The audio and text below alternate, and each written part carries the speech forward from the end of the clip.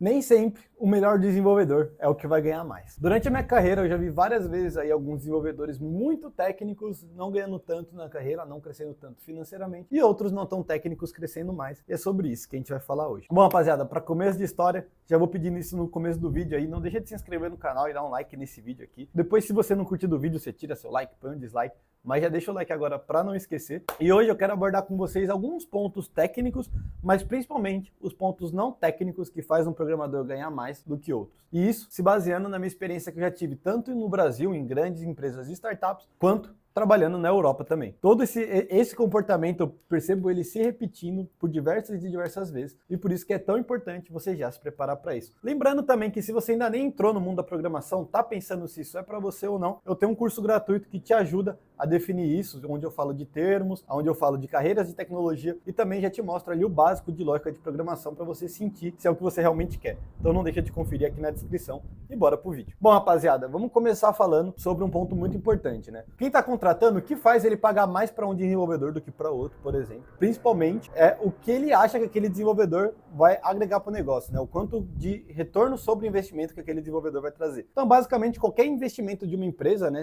A maior parte dos investimentos de uma empresa é baseado no retorno sobre o investimento. Ou seja, se eu investir 10 mil, tem que voltar pelo menos 12 mil, 15 mil. O retorno tem que ser positivo. Então, esse programador, eu não estou nem aí para as linhas de códigos que eles vão escrever, mas sim para o retorno para o negócio que ele vai trazer. E aí que é o problema, né? De muitas pessoas, tanto para decisões de técnicas, né, do que você vai estudar tecnicamente, quanto não técnicas, muitas vezes você tem que pensar o que maximizaria o lucro de uma empresa para você ser um profissional mais valorizado. Então, por exemplo, uma coisa que eu vejo que é muito comum em iniciantes é muitas vezes se focarem muito em otimizações para a máquina. Então, se focar em como escrever um código melhor para a máquina, para ser mais performático, para gastar menos memória e não sei o que, e isso é até importante, até um certo nível. Mas chega um certo nível que isso já não é mais tão relevante, porque hoje em dia as máquinas elas têm avançado muito rápido. Então, o processamento é cada vez mais barato, memória é cada vez mais barata. Então isso cada vez mais facilita com que a gente consiga entregar sistemas não tão bem otimizados ali nos detalhes do código, mas que vão performar muito bem para o nosso usuário final. Agora, o problema é, os seres humanos, o cérebro humano, ele não evolui na mesma velocidade que as máquinas, né? Então, enquanto um servidor está cada vez mais preparado para lidar com código que não é tão bom para a máquina ler, não é tão performático, os seres humanos não estão cada vez mais preparados para lidar com código que não é bom para o ser humano ler. Então, de habilidade técnica aí, o que o mercado tem cada vez mais levado em consideração é o quanto você consegue escrever códigos para humanos, né? Fazendo um código que é fácil de ser reutilizável, com baixo acoplamento, que é fácil de ser lido com nome de variáveis e métodos fáceis. Se você aplica ali os padrões do Solid, por exemplo, se você conhece padrões de arquitetura que vão facilitar a manutenção desse código. Então esses são tópicos que muitas vezes vão ser mais valorizados do que você saber no detalhe ali uma forma de você liberar mais memória, uma forma de você otimizar a utilização do seu garbage collector na sua linguagem, enfim, esse tipo de tópicos. Não que eles são irrelevantes, mas muitas vezes você vai precisar mais deles para uma situação muito específica, enquanto esses outros ali vão estar no seu dia a dia. Isso não vai ser o que vai impactar no momento inicial da sua contratação, da sua negociação. Tende a não ser tanto esses tópicos que vão impactar. Muito mais tópicos de arquitetura, componentes e etc.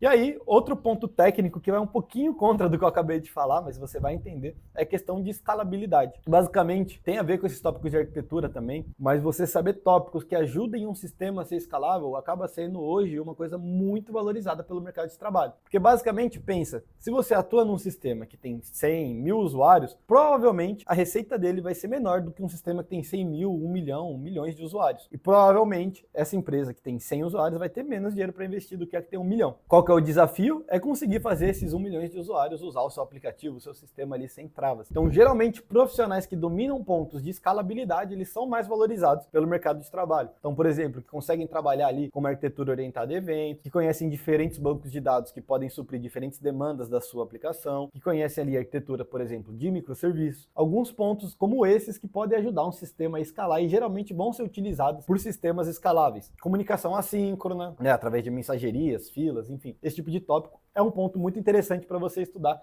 Não quando você está começando ali sua carreira, está aprendendo o básico sobre programação, mas ao longo dela é um ponto que tende, né, a aumentar o seu valor para o mercado. E aí um ponto que é uma mistura ali de técnico com soft skills, mas que vai fazer também você ser um profissional mais valorizado, é você nichar dentro de um mercado. Como assim nichar dentro de um mercado, Giovanni? Eu sou programador e eu posso programar qualquer coisa, com certeza. Só que muitas vezes, ainda mais para posições mais acima, apesar que desde o júnior isso já é considerado, uma empresa valoriza muito o seu conhecimento na área de atuação dela. Por exemplo, uma empresa de investimentos, se ela vai contratar um desenvolvedor, é muito mais fácil se um desenvolvedor já entende ali o que é um derivativo, ele já entende o básico sobre o mercado, então ele já entende como que funciona, sei lá, juros compostos, ele já entende como que funciona a transação ali, compra e venda de ações, se for algo mais relacionado à compra e venda de ações, né, uma corretora, por exemplo, ou um banco, um cara que já entende ali como que funcionam as regras bancárias, os sistemas bancários, algumas complicações ali ao lidar com esse tipo de transação. Um e-commerce, por exemplo, contratar um desenvolvedor que já está acostumado a trabalhar com e-commerce, já conhece algumas coisas básicas de segurança de e-commerce que vai ter, ou para a própria escalabilidade do e-commerce, já está acostumado a usar um CMS, enfim.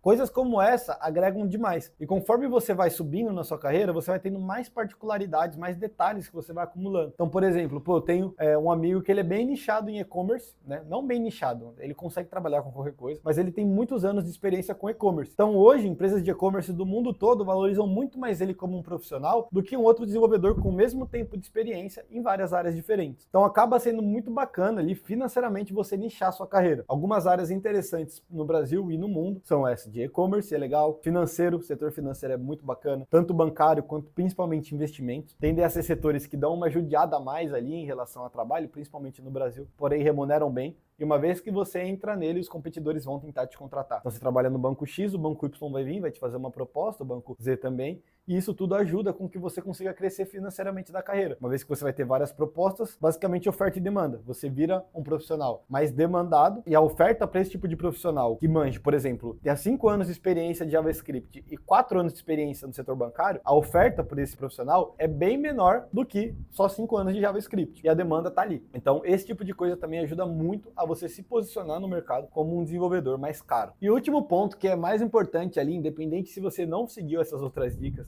mas você quer ser um profissional mais valorizado, é a questão de saber negociar e as suas soft skills. Lembrando do que eu falei, que o empresário ele vai ligar para o seu retorno sobre o investimento. 2 coisas para aumentar o retorno sobre o investimento dele é, tentar diminuir o investimento, ou seja, tentar te pagar menos. E outra coisa é o quanto que você pode agregar para que outras pessoas performem. Então vamos para a primeira parte, reduzir o investimento, né? Então, por exemplo, se eu tenho 12 mil para pagar num desenvolvedor e espero que ele me retorne 15 mil. Se eu conseguir pagar 8 mil para esse desenvolvedor e ele me retornar 15 mil, o meu retorno sobre o investimento foi menor. É maior, quer dizer. Porque apesar que retornou 15 mil do mesmo jeito, eu investi 8. Então eu tive 7 mil de retorno, basicamente.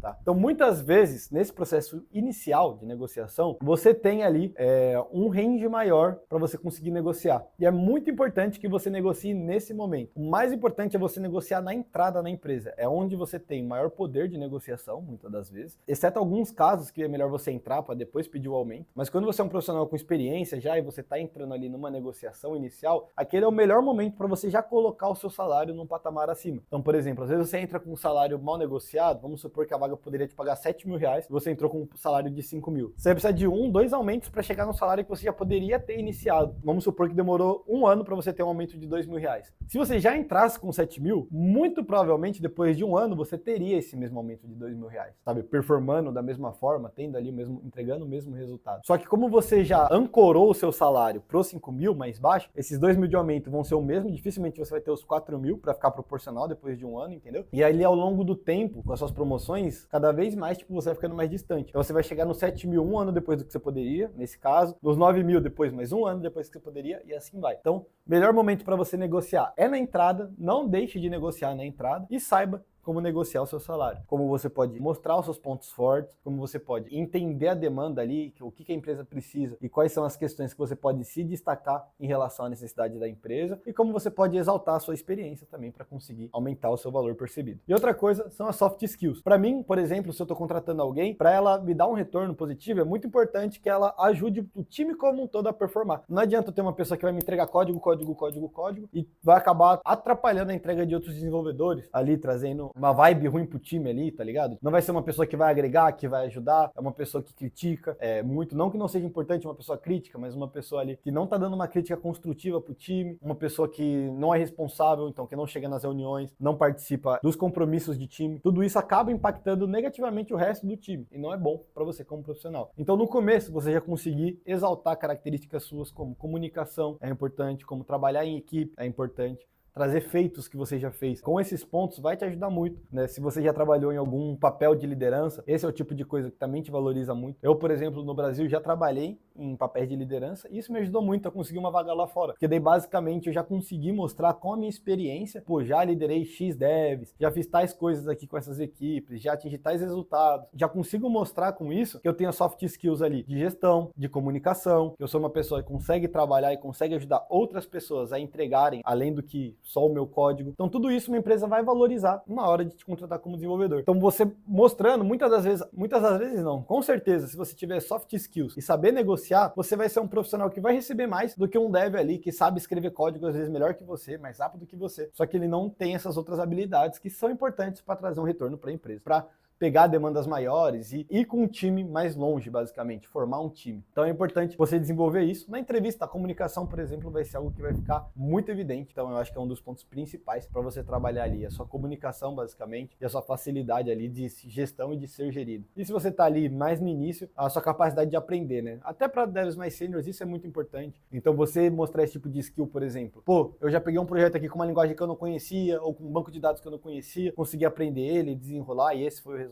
Então acho que essas soft skills ali de autogestão, comunicação e de saber aprender, né, ser uma pessoa que está aberta a novos aprendizados, são mais importantes aí para te valorizar como um desenvolvedor. E obviamente, para finalizar aqui, acho que essa aí muitos de vocês já sabem, é uma das mais óbvias, é a questão do inglês. Um dev que sabe inglês tende a ganhar muito melhor do que o dev que não sabe inglês, porque ele consegue concorrer no mercado internacional. Você consegue trabalhar do Brasil para os Estados Unidos, para a Europa, e aí você vai ganhar muito mais por conta da conversão da moeda. Então o inglês eu deixei por último, porque acho que é uma das mais óbvias aí, mas se você ainda não sabe inglês, já trabalhou nesses outros pontos ali, vai para o inglês. Ou se você ainda nem trabalhou nesses pontos também, estuda inglês agora. Dependendo da fase da sua carreira, se está bem no começo, está tentando entrar no mercado, talvez sua energia seja melhor gasta em outros pontos, sem ser o inglês. Mas não tira o inglês de vista, se prepara para ele para você poder concorrer com essas oportunidades aí de fora e alavancar seu salário vezes 4, vezes 5, vezes 6, enfim. Aí quase que o céu é o limite, fechou? O vídeo de hoje foi esse. Novamente, não esqueça aí de deixar seu like, se inscrever no canal, deixar o seu comentário aqui do que você achou dessas dicas, o que você já tem implementado, quais são suas maiores dificuldades.